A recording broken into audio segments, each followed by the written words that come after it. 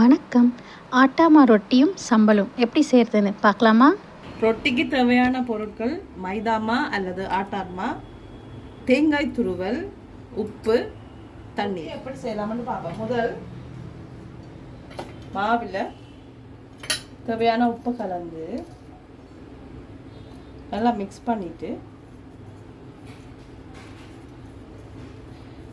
அதோட தேங்காய் துருவலையும் போட்டு, அதிகமாக தேங்காய் துருவல் போட்டால் நல்ல டேஸ்ட்டாக வரும்.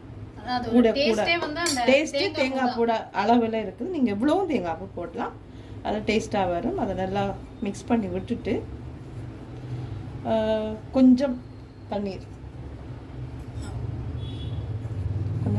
விட்டு குழைக்கலாம். கொஞ்சம் எண்ணெயும் விடலாம். எண்ணெய் விடலாம், கொஞ்சமாக எண்ணெய் விடலாம். ஓகே, இதை நல்லா பிரட்ட வரும். உண்மையில் சரியாக பிரண்டு வந்தால் கையில் மாவு ஒட்டாது.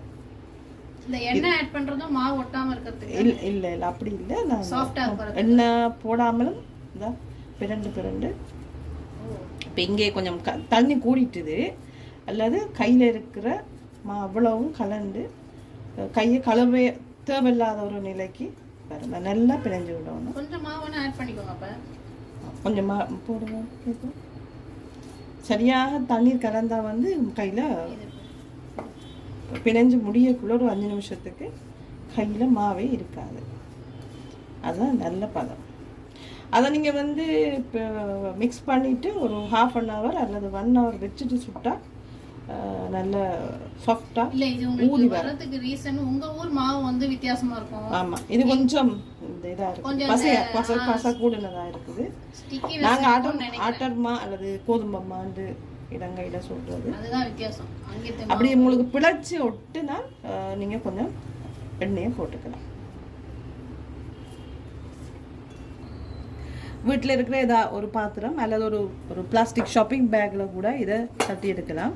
இங்கே நாம் வந்து ஒரு சில்வர் பிளேட்டில் கொஞ்சம் எண்ணெயை தடவிட்டு, அல்லது நீங்கள் வாழை இலையில் கூட செய்யலாம். வாழை இலை எடுத்து கழுவிட்டு, நல்லா வரும்னு நினைக்கிறேன், வாழை இலையில் இதை தட்டி எடுக்கலாம்.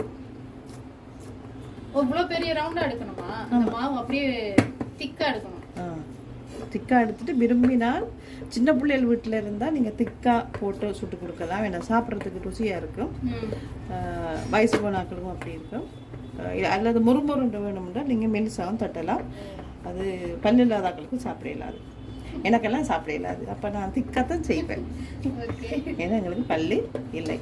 இப்போ வந்து அடுப்பை பற்ற வைங்க. சரியா, தட்டை சூடாக்கிட்டு அதில் போடுவோம். எண்ணெய் ஒன்றும் போட தேவையில்லை, சும்மா நான்ஸ்டிக் பாத்திரம் அல்லது தோசைக்கல்ல விட்டு எண்ணெயே ஊற்ற தேவையில்லை. இல்லை, எண்ணெய் தேவையில்லை. நல்லா ஹீட்டாக இருக்கலாம் தட்டு. அப்பப்போ திருப்பி விட்டா சரி, விட்டாது.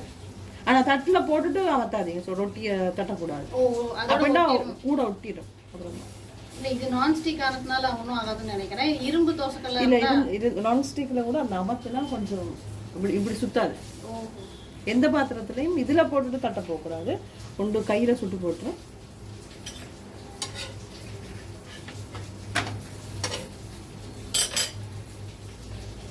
கூட்டுங்க, நல்லா ஃபயரை போட்டுருங்க.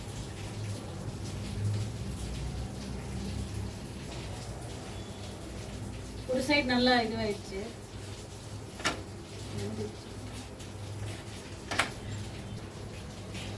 ரெண்டு பக்கமும் பிரட்டி போட்டுட்டு கொஞ்சம் குக்காக டைம் எடுக்கும். இது வந்து இலங்கையில் முதலும் மலைநாட்டு மக்கள் அதிகமாக 3 நேரமும் சாப்பிட்றது இந்த ரொட்டி. என்ன விலை குறைவானது. இப்போ பொருளாதார பிரச்சனையில் கடைசியில் இலங்கையில் இருக்கிற எல்லாருமே இந்த ரொட்டி தான் சாப்பிட்டு வாழணுன்ற நிலை இருக்குது. இந்த மாவும் பர்மா தெரியாது, வெளிநாட்டிலேருந்து வாரமா. இப்போ பெட்ரோல் பற்றாக்குறையில் இந்த மாவு கூட சாப்பாடு கிடைக்குமா என்பது சந்தேகமாக இருக்குது. ரொட்டிக்கு சம்பல் வேணும். அது தேங்காய்ப்பூ சம்பல், இலங்கை சம்பல். அதுக்கு வேணும் தேங்காய்ப்பூ, உப்பு, காய்ந்த மிளகாய், கருவேப்பிலை, வெங்காயம், மிளகும் ருசிக்கு சேர்த்துக்கலாம். இந்த தேங்காய்ப்பூவில் இருக்கிற பிரச்சனைகள் மிளகாய் போட்டால் வயிறுக்கு நல்லா இருக்கும். இப்போ வந்து சம்பலுக்கு முதல் காஞ்ச மிளகாய் வந்து லைட்டாக பொரிச்சு எடுக்கணும். நிறைய பொரிக்கிறது இல்லை, கொஞ்சம் அது நல்லா ஸ்டிஃபாக வர்றதுக்கு பொரிக்கணும். கொஞ்சம் எண்ணெய் போடுவோம். இல்லை கொஞ்சம் எண்ணெய் போடணும். இல்லை கொஞ்சம் கூடிய எண்ணெயிலேயே ஆழமான பொரியல் மாதிரி பொரிச்சு எடுத்துலாம். அதை பொரிச்சு சம்பல் போட்டால் ருசியாக இருக்கும். சும்மாவும் அடிக்கலாம் உரலில் போட்டு. ஸ்பெஷாலிட்டி வந்து தேங்காய் எண்ணெய் காஞ்ச மிளகாய் சும்மா போட்டு சம்பல் அடிக்கலாம். ஆனால் இப்படி எண்ணெயில் போட்டால் கொஞ்சம் டேஸ்ட் நல்லாயிருக்கும்.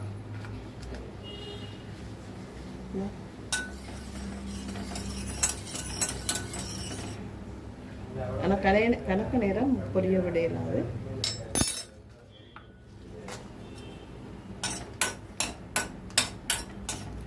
கொஞ்சம் ஏர்லியாகவே பொரிச்சு வைக்கணும். அப்போ தான் அது ஹார்டாக போய் ஸ்டிஃபாக இருக்கும்.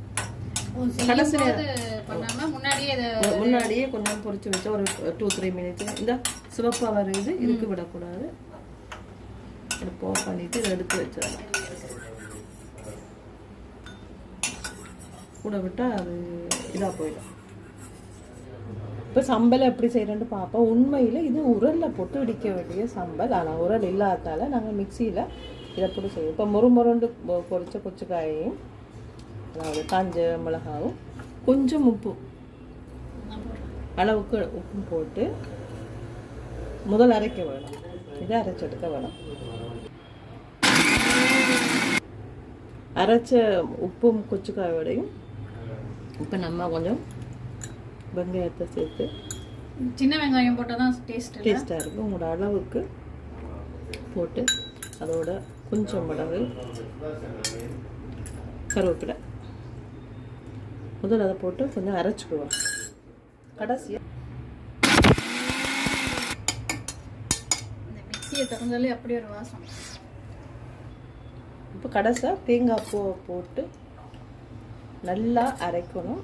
முடிஞ்சால் உரல்லே செய்தால் இன்னும் நல்ல டேஸ்ட்டாக இருக்கும். உரல் இல்லை, ஆனால் மிக்சியில் போட்டு அப்பப்போ திறந்து கொஞ்சம் கொஞ்சம் மிக்ஸ் பண்ணி தேங்காய் போடுமா பாருங்க.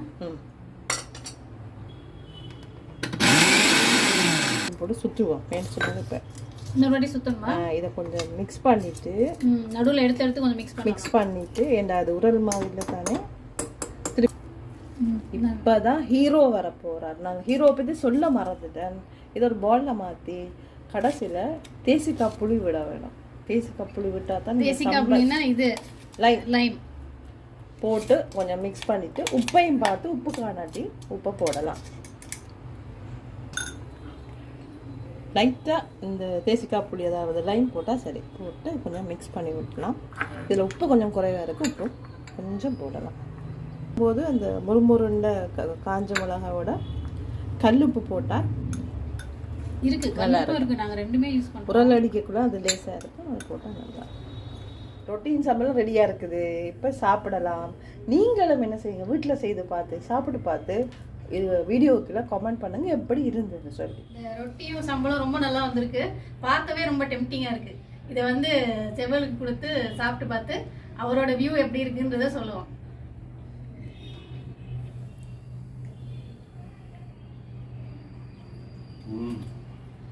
ரொட்டி மட்டக்களப்பு சம்பளம் சூப்பர். இப்போ நான் சாப்பிட்டு பார்க்குறேன். ரொம்ப நல்லா இருக்கு, நிஜமா ரொம்ப நல்லா இருக்கு. நாங்கள் என்னதான் இந்த செய்தா கூட நீங்கள் செய்கிற அந்த கைமணம் வந்து வருமானு தெரியல. பட் எனிவே ஃபர்ஸ்ட் கிளாஸாக இருக்கு. தேங்க்யூ ஸோ மச் எங்கள் சேனலுக்காக வந்து இந்த வெயில் காலத்தையும் விறுவிறுத்து எங்களுக்காக அந்த ரொட்டியை சம்பளம் செய்து கொடுத்ததுக்கு ரொம்ப தேங்க்யூ. உங்களோட சேனலும் கூட எந்த முகத்தையும் காட்டினதுக்கு எனக்கு நானும் நம்பியே சொல்லி கொடுறேன். வெல்கம்.